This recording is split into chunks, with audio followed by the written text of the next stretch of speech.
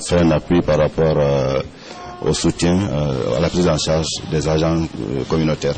Même si l'évolution de la maladie est en passe d'être freinée, les difficultés persistent dans la lutte contre la maladie, surtout dans les établissements publics et marchés. Il y a des difficultés, c'est que les gens rentrent pêle-mêle. Il y a des vendeuses aussi qui quittent de l'intérieur, ceux qui viennent, les grossistes.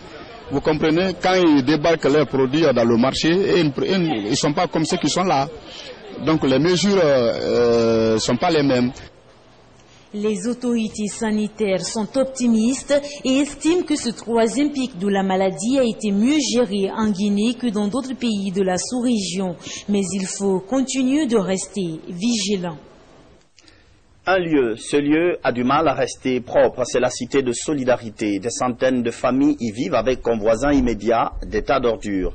Pas suffisamment de place pour tous, le ministère de l'Action sociale caresse l'idée de ramener les occupants de cette cité dans leur préfecture d'origine. Mohamed Camara.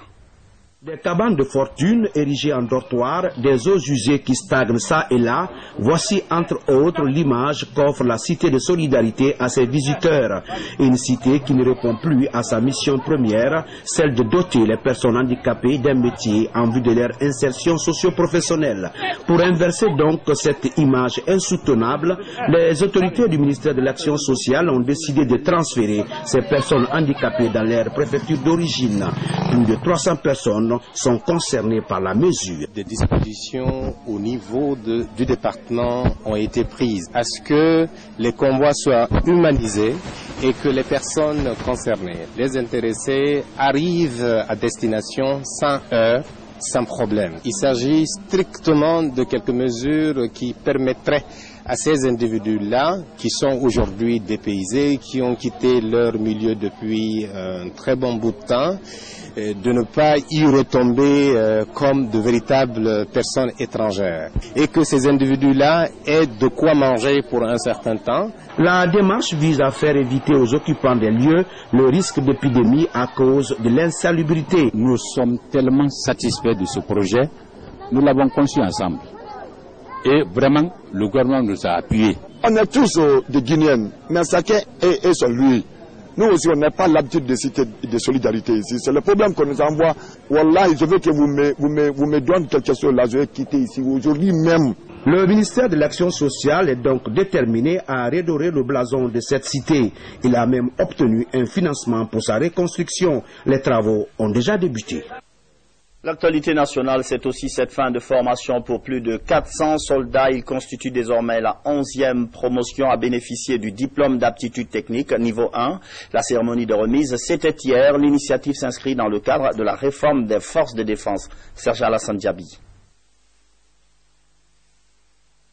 Ils sont venus de toutes les unités des armées. Ces soldats reçoivent leur certificat d'aptitude technique niveau 1.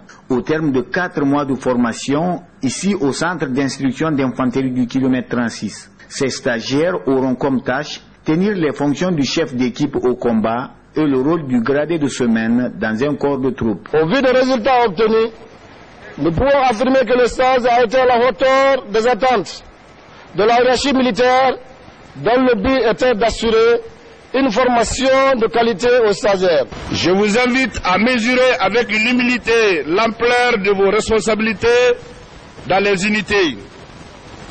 Quant à nous, instructeurs et encadreurs, nous sommes convaincus que vous avez acquis toutes les connaissances que doit avoir un chef d'équipe. À vous de les mettre en valeur et de les mériter. Pour le commandant par intérim du bataillon spécial de Conakry, la formation permet aux militaires de s'acquitter honorablement de sa mission régalienne de défense de l'intégrité territoriale, d'où cet appel à l'endroit des stagiaires. Vous venez de passer 4 mois au centre, période au cours de laquelle vous avez acquis des connaissances vous permettant de servir la patrie avec loyauté et honneur. Vous devez savoir que mourir pour la patrie est le sort le plus noble pour un militaire. Depuis 2011, plus de 2000 stagiaires sont reçus au centre d'instruction d'infanterie du kilomètre 36 pour le CAT1. Bientôt, il va acquérir la 12e promotion pour le même stage. Lui, c'est un militaire qui avait déjà toutes les aptitudes. Feu le général Sori Doumbouya a rejoint hier sa dernière demeure. Son corps avant a été exposé au Palais du Peuple pour les derniers hommages. Le défunt était le grand chancelier des ordres nationaux. L'heure du grand repos a sonné pour lui mardi dernier. Bernard Tonguino. 66 ans de service actif au compte des armées françaises et guinéennes. Le général Sori Doumbouya reçoit un hommage national. Grand chancelier des ordres nationaux depuis 1992, il a décoré des centaines d'officiers, de personnalités et hommes d'État, comme ici à l'image le 21 décembre 2010, où il décorait le président de la République, le professeur Alpha Condé, le jour de son investiture. Ceux qui l'ont connu retiennent de lui un homme au service entier de sa patrie. Durant tout le temps que nous avons vécu à la grande chancellerie, il m'a pris non pas comme un collaborateur simple, mais un jeune frère à lui, qu'il a eu à conseiller sur tous les plans, qu'il a eu à assister sur tous les plans. Et vraiment, j'avoue que je le regrette très amèrement, mais la vie est ainsi faite. C'était un homme de cœur. Le général Doumbouya a mis sa maison à ma disposition à Kouroussa, quand j'étais marraine. La première fois que j'ai été, il a été m'offrir un mouton pour mon arrivée à Kouroussa. C'était un homme de cœur, c'est tout ce que je peux dire. La disparition du général Sori Doumbouya est une grande perte pour l'armée guinéenne. Beaucoup souhaitent que le parcours de ce grand officier serve d'exemple aux générations futures. Je dirais à tous mes frères et sœurs de suivre l'exemple, le patriotisme, l'engagement de notre père. C'est un exemple à suivre. Parce qu'aujourd'hui, c'est toute la Guinée qui est en train de pleurer pour la mort du général Sori Doumbouya.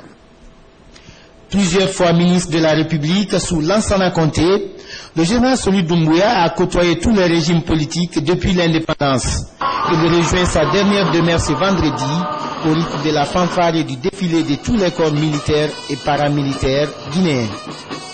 Que la terre te soit légère, général Sori Doumbouya. Fin de cette édition. Je vous retrouve demain pour un autre journal. Bonsoir.